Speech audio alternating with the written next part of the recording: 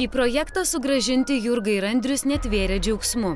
Jiems buvo suteikta galimybė pagaliau parodyti net keletą mėnesių repetuotą šokį ore. Deja, bet ekstremalus pasirodymas nesužavėjo žiūrovų. Porą nuo iškritimo išgelbėjo tik Vytenio skirti papildomi balai. Jeigu mes būtume dabar iškritę su oro, tai man žiauriai būtų liūdna, nes ir šiaip buvo gaila, kad buvom pačiam gale, kad nevertino jo, kaip šnekėjom ir štai žmonės, nes pakankamai daug kitai įdėjom, nes kiti buvo numirė, aš nenoriu nieko blogo sakyti, bet buvo tiesiog atšoka ir viskas.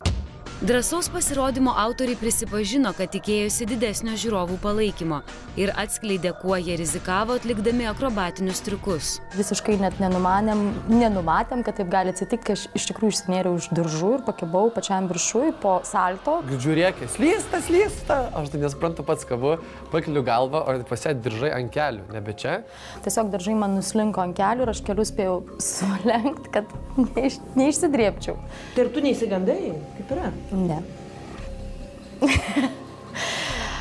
Noras padaryti kažką tokio, nestandartiško, turbūt yra žymiai stipresnis galbūt negu savisaugos instinktas.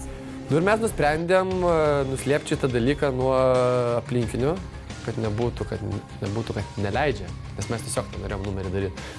Nepaisant nieko, pora džiaugiasi kiekvieną galimybę dar ir dar kartą pasirodyti ant parketo. Puikiai suprasdami, kad šį sekmadienį iš projekto iškritę dalyviai nebeturės galimybės sugrįžti, Jurga su Andriumi žada atiduoti savo širdis, kad gautų bilietą į finalinę kovą.